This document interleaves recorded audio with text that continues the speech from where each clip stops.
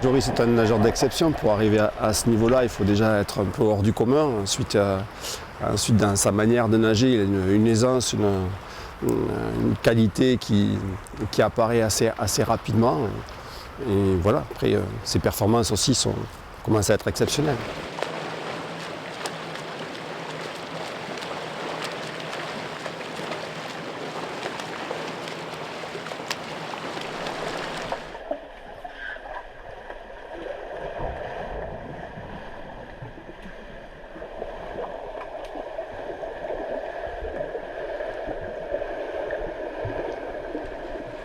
Mais en fait, je me suis inscrit en natation pour apprendre à nager. Étant sur une île, ma mère voulait vraiment que je sache nager pour savoir me débrouiller dans l'eau. On parlait tout le temps de natation, on vivait natation, on mangeait natation, mon père me filmait, on regardait un peu les courses après. Mais ça m'a plus motivé que dégoûté par en fait que je voulais quand même les rendre fiers de ce que je faisais. Je voulais avant tout qu'ils se disent t'as réussi. Et au final, c'est ce qui s'est déjà fait. Et j'espère encore qu'on n'est qu'au début d'une belle histoire.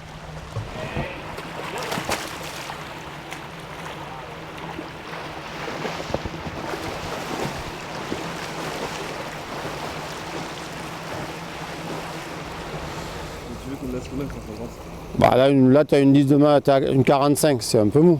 Tu en conviendras. C'est bien pour des distances non fractionnées, une 10 et encore en reprise. Vous y êtes? Ouais. Oh.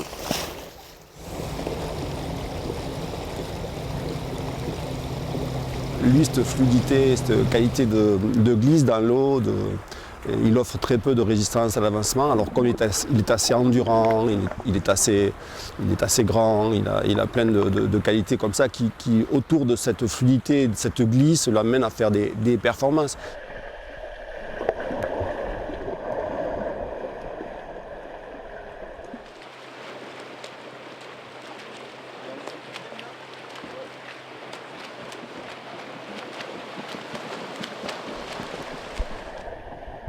Indéniablement, c'est un espoir de natation française. Il s'est qualifié assez jeune dans cette équipe de France A pour les championnats d'Europe l'année dernière, 18 ans, 18-19 ans. C'est tôt, il progresse régulièrement. Ça fait 3 ans qu'il gagne 10 secondes par année sur le 1500 nage libre. Oui, c'est un espoir de natation française. 33, 2. Ouais, allez hop. J'ai pas le temps d'en avoir marre, j'ai pas le temps de baisser les bras. Je me dis qu'il faut y aller. C'est beaucoup de sacrifices, mais dès qu'on est dans le milieu et dès qu'on sait ce qu'on vit, franchement, c'est des choses qui sont extraordinaires. Là, je vais aller au championnat de France en petit bassin. Je sais que je vais vivre des moments qui seront magiques parce que c'est dans le groupe. On vit des moments de joie, des moments de peine aussi, on ne va pas se le cacher, des fois on ne réussit pas. Mais il y a des moments de joie qui effacent toutes les douleurs qu'on a eues à l'entraînement, tous les sacrifices qu'on a fait. Et ces moments, ils sont vraiment extraordinaires.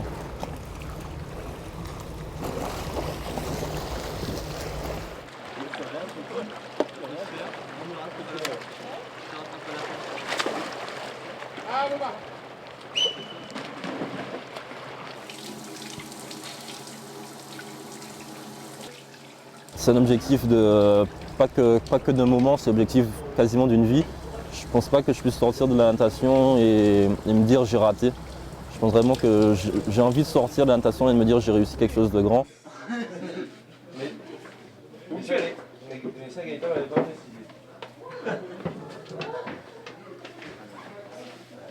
Parce qu'il s'est quand même levé à 18h. 1, 2, 3. 1, 2, 3.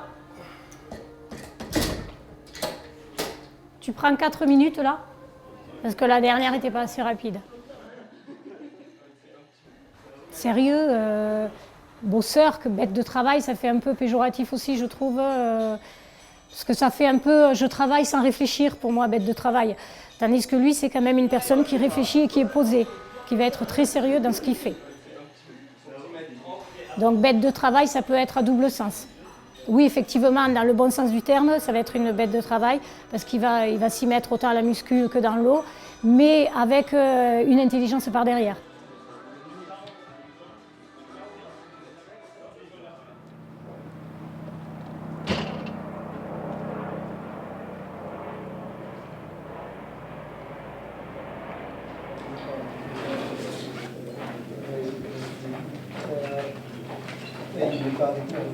Moi, je pense que c'est pas le niveau.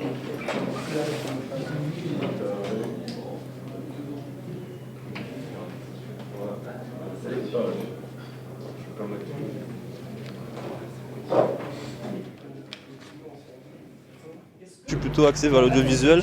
Malheureusement, je ne pouvais pas concilier les deux avec la natation. Mais quand même, l'informatique, c'est quand même toujours quelque chose qui m'a passionné. Donc là, ce que je fais, ça me plaît quand même. Ouais. En tout cas, c'est prévu, comme je t'ai dit. Si t'es absent pour des raisons professionnelles, il n'y a pas de souci. Parfait.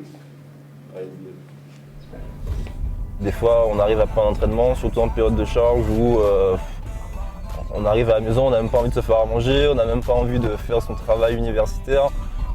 On se dit, bon, ben, on va dormir et on verra demain ce qui se passe. C'est vrai qu'il y a des moments qui sont beaucoup plus durs que d'autres.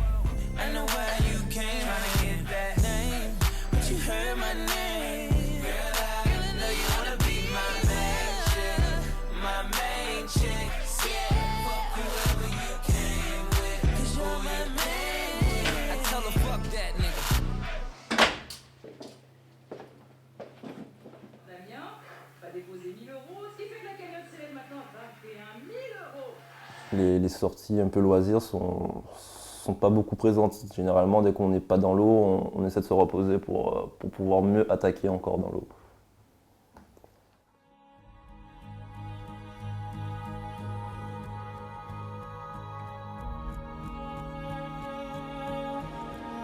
Est-ce que je vais réussir? Est-ce que je vais pas me rater? Est-ce que je vais pas faire une course totalement à côté? On ne peut pas vraiment prévoir ce qui va se passer, mais je sais que je lâcherai rien et s'ils me battent, c'est qu'ils l'auront vraiment mérité.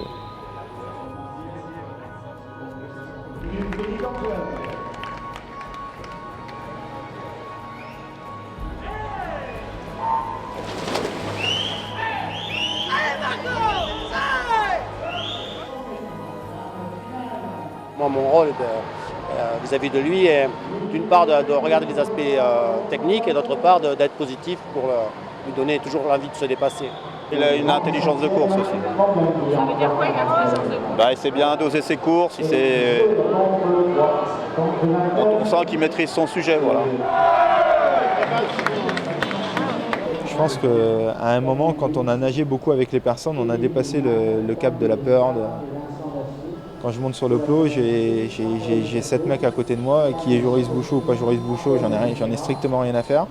Je pense à Anthony Pagné, qui a fait ses preuves depuis longtemps, qui est un peu le vétéran du demi-fond français. Je pense que ça restera mon plus grand adversaire. Après, on n'est pas à l'abri de voir un plus jeune ou quelqu'un qui était un peu moins mis en avant exploser à cette compétition.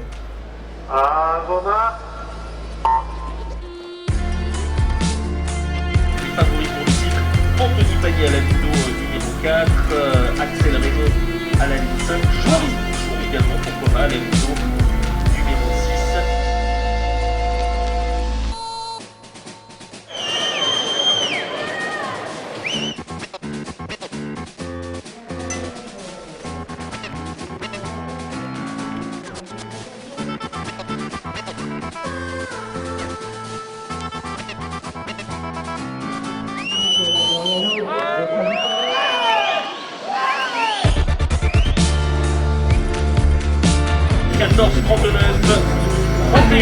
Pour Anthony Pagné, l'arrivée en deuxième position de Joris Bouchot en 14, 43, 55. Pourtant on l'a déjà battu, c'est déjà arrivé qu'on soit devant lui, c'est déjà arrivé qu'on le mette mal à l'aise. Et là on se dit qu'aujourd'hui c'est mon tour d'être mal à l'aise, de ne pas pouvoir l'accrocher. Je trouve sa perf assez remarquable. Je ne m'attendais vraiment pas à ça. On n'a vraiment pas fait de travail spécifique en ce début de saison. On n'a pas préparé cette compétition. Et en plus, je suis content qu'il soit dessus. Ça prouve un bon état d'esprit. Ça motive pour l'entraînement, ça motive pour être toujours aussi sérieux et se dire que c'est maintenant ou jamais, que chaque instant est important. Et c'est les petits détails d'aujourd'hui qui feront les grandes performances de demain.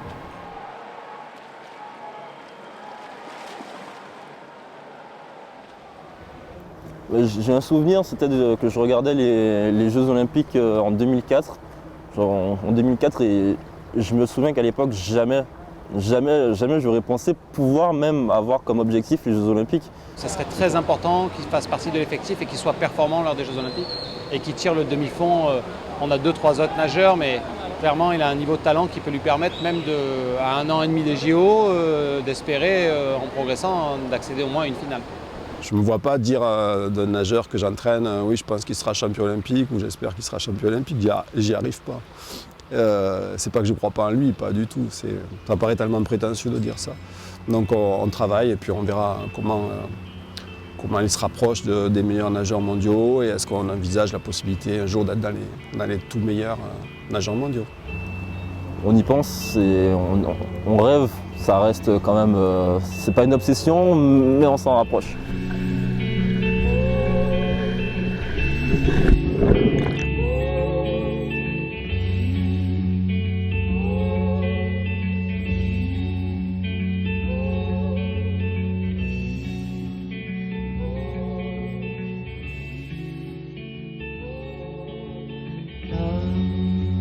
Je retrouve ça, le sourire au visage